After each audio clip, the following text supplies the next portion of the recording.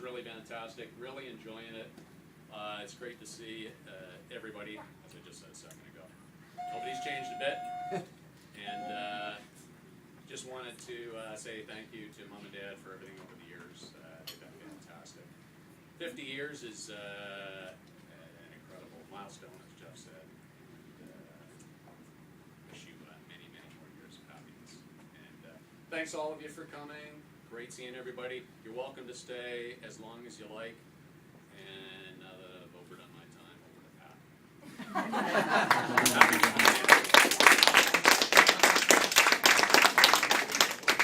I would like to propose a 50th anniversary toast to Mom and Dad. I wanted to just note that the thing I recall from all of the years growing up is that Mom and Dad always took a lot of time to put family time first. And I noted down some things that I recall as being very kind of family-specific events that were done on a very kind of regular and routine basis. I've got Saturday nights, hockey and pizza. Al had to make the pizza, and then we'd settle down to Hockey Night in Canada on a Saturday night. Trips to the beach in Shediac, that was a regular occurrence in the summer. Often did day trips to PEI on the ferry. I guess we maybe didn't have the means to stay over there. I enjoyed 2 rides in one day, which is also a special thing. Lots of dinners on Sunday nights in the dining room, and of course the occasional porridge party, quote unquote, in the porch where Dad would make up a huge batch of porridge, and we'd all go in our pajamas and eat it on the porch under the stars. In the winter. In the winter. In the summer. Started in the summer, but it was so good. In any event, I think they were very good at instilling a lot of family traditions and highlighting that emphasis on family time, and I know it's something that we've tried to emphasize in our own family, making those kind of regular family time opportunities for our kids. So that's a tradition that was really brought to the fore, and something that continues. So on that note, I would like to propose a toast to 50 very good years and many more to come. Hear, hear.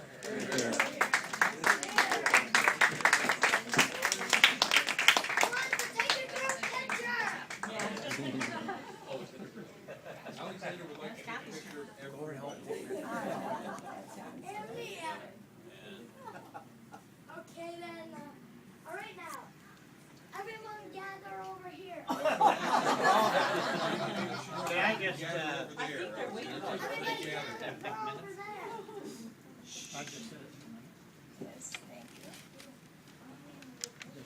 Yeah, and a few more words are coming our way. From words of wisdom, I might add. As they always were, even when I was a kid, I never listened to them. Some things never change. Yeah, right. My apologies for my back to you, but anyway, I'll move around if I can, like a revolving top or something. First of all, thank you very much, Al and Pat, for the toast and the comments and so on. Thank you, Catherine, for a lot of the organization with Al and Pat and so on. You've done a wonderful job, and thank you very much. And we got so many other people who have helped us here. We got Wanda here, our neighbor next door. Wanda here, she did a lot of work here in the room here, and helping us and ironing the nice tablecloths and everything else. And so we thank you very much, Wanda, for that. And then we have so many friends, relatives, and so on, and family members, and so on. We really, really appreciate everybody coming. And, it meant a lot for Ellen and for me. Now, I have to also say to Father Lloyd O'Neill, Father, we thank you very, very much for coming here. We thank you very much for the Mass that you graciously celebrated today for us, and for the renewal of our vows and so on, which was kind of emotional, I must say, must admit, and so on, I think for Ellen too.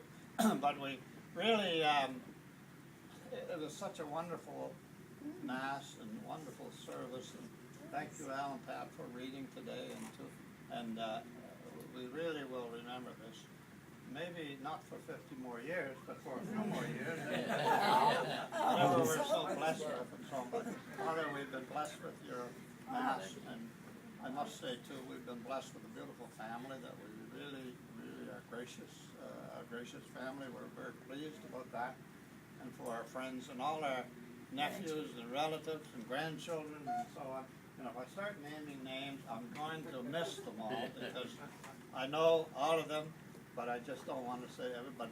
You're all included in my general terminology. That thank you very, very much for coming. Now, I got to say a couple of other little things. It's a very light evening. Yes, I'm not being paid for this now. So I can say it, but I was always intrigued as to, how people meet and so on and get, and finally marry and so on. Claire's there, and I don't know, I'm not going to tell any tales of school with you, but Wayne is here. But anyway, I just got to go back a little bit, and I was always intrigued with my mother and father, who, as you know, a lot of you know, maybe you don't know, my father came from, he was born in Glace Bay, and he grew up in Sydney and so on, and then my mother came from Mulgrave, and my mother, and Father Lloyd comes from Mulgrave as well. Father Lloyd O'Neill was born in Mulgrave, I believe, Father, and my mother was born in Mulgrave, and she was an O'Neill too, but she was, the interesting part about this is that she comes from one sort of limb of the O'Neills, and Father Lloyd comes from another limb of the O'Neills. And Father Lloyd comes from what's called the Red Sands O'Neill because they had light hair, reddish hair. And we come from the Black Sands, so there are two Sam O'Neills in this family tree. So that was kind of intriguing, so it always interested me as to, how this come about in such a small community like Mulgrave, and how did people get together and everything else, and how did they meet? So my mother and father used to always tell the story that they were very musical, and my mother played the piano and the violin, and my father played the trumpet. And in the church hall, which was the center focal point for the social activities, was the St. Lawrence Hall. And they played in the band there. And in those days, perhaps unlike today, well, I don't know, but down there, but Paul, you may correct me, but it's a whole different scene today than it was years ago. So these little bands that used to play in the communities. And so my mother was playing the piano, and my father would play the trumpet. And one time they were both in the same band, but they didn't sort of know each other too much. And one time my father got up to play some notes on the trumpet, and as he was playing, and men in those days wore a vest with buttons on it, and he was blowing out some notes, and he popped all the buttons in his vest, and they flew across the dance floor in St. Lawrence Hall. And my mother was so intrigued about this, that sort of caused a little bit of an interest. It disturbed her piano playing on this day, I guess she always said. So that was sort of the background, how they got together, how they met. And then my mother, her family, the O'Neills of her family, came to Halifax in the 20s because in my mother's family there were 3 girls and 1 boy. And one boy was destined to go to university at St. Mary's College in those days, and then go into the seminary. And so they moved to Halifax so that they would be closer to the university and the seminary. So anyway, they moved to Halifax. So my father, to back up a wee bit, my father's brother went to medical school, and he became a doctor in Mulgrave. And so he was older than my father. So the next thing, my father, he gets his pharmacy diploma or whatever from Dalhousie, and he goes down to Mulgrave. So between the brother and the father, they had a lock on the medical society down there in Mulgrave. So that's why he, and then he became intrigued with my mother. She comes to Halifax with the family, my father gives up his business and he comes to Halifax and he boards a block away from her. And indeed, Billy Conrad left, unfortunately, but Bill is my cousin. And his father also boarded in the same boarding house on Jubilee Road. And they were only a block away from Cedar Street where my mother was. So they were both courting the two women, you know. And so anyway, my father married my mother, naturally. That's how those things work. Yeah, naturally. So that's where we are. So that's kind of a, you know, Claire, you know that story. So anyway, that was that. I always got intrigued with that. So now, here I am. We punch ahead for 50 years. Or no, we're 40-some years. And I'm one more year to go in law school, and I'm in the Air Force, and I come back home one September, and I thought, gee, you know, usually, what am I going to do? Okay, I'll have to, first when you get home, get together with all your buddies, and you go down the Lord Nelson Tavern, which was the old watering hole in those days and stuff, and you know, you renew acquaintances after being away for a long time. So, which I did. And then one Saturday night, around the latter part of September, I said, geez, I really got to start cracking the books here and so on. So here I was on Jubilee Road where we lived, and I thought, geez, I got to start studying. So I said, no, Saturday night, I'm here studying. Anyway, and this is a true story. And I told you, and I'm sitting at my desk, and I'm saying, looking at books. And this voice came to me, and it said, go down to the Jubilee. It said, you're going to meet somebody, you're going to marry. You know, I mean, is this my cookie? Am I going nuts? Am I hallucinating or what? I don't know. Anyway, I pack up the books. Claire was my younger sister, so she wouldn't recognize this story. So anyway, I pack up the books. And now, any good living university kid does not go to the Jubilee without having a beer or two. And I didn't have a courage. Normally we'd go to the Lord Nelson, my friends and myself, and then we'd go back down to the Jubilee Boat Club. Oh yeah, the Jubilee Boat Club was the place where they had dances every Saturday night. So, not like it is today, it's a condominium. So anyway, I pack it up about 9:30, 10 o'clock, and I go to the Jubilee. Am I crazy or what? You know, put a shirt and tie on. We all had to wear shirt and ties in those days. And I go down there, and I walk in, pay my 50 cents, whatever it was to get in. Didn't have very much money in my pocket.